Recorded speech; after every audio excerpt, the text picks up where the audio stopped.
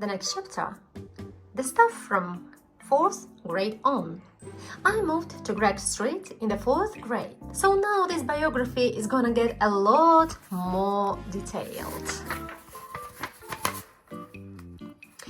After me and Greg met, we had a few playdates at my house and a few playdates at his house. Oh yeah, I forgot. Greg doesn't like it when I call them playdates, so I will have to change that in my second draft or else I'm gonna get whipped again. Anyway, me and Greg hang out a lot at each other's houses, but then one day he invited me to his house for a sleepover.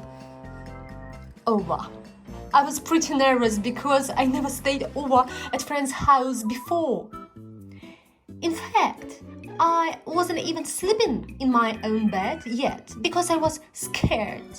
I told my mom I was too nervous to stay at Greg's, but I got a little less nervous when she said I could take carrots with me.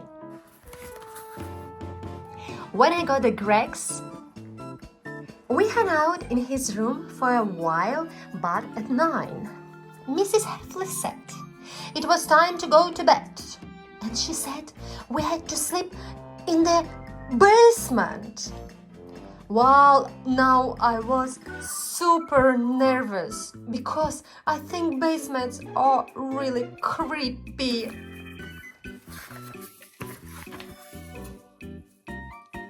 As soon as Mrs. Heffley turned the lights off, Greg told me he needed to tell me something important. He said there is a half man, half goat that lives in the woods in our neighborhood, so I probably shouldn't go outside alone at night.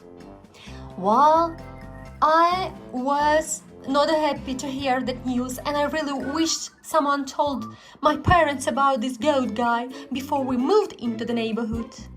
Anyway, the goat thing got me totally spooked, so I hid under the covers. But I think Greg got pretty spooked too because he crowded under them with me.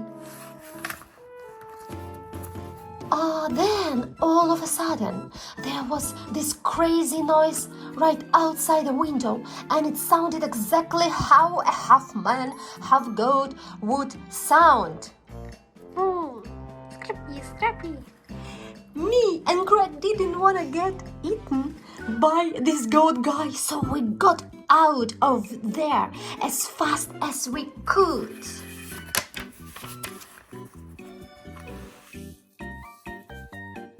But we almost died anyway because we trampled each other's running up the stairs. We locked ourselves in the laundry room so the goat man couldn't get us. But that's when we found out it wasn't the goat guy at all. It was just Greg's brother, Roderick, playing a trick on us. Rap. Okay, so this next part is embarrassing, but since it's a biography, I've got to tell the whole truth.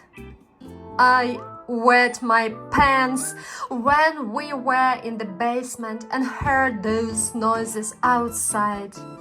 Mrs. Heffley gave me an extra pair of Greg's underwear, but they didn't fit.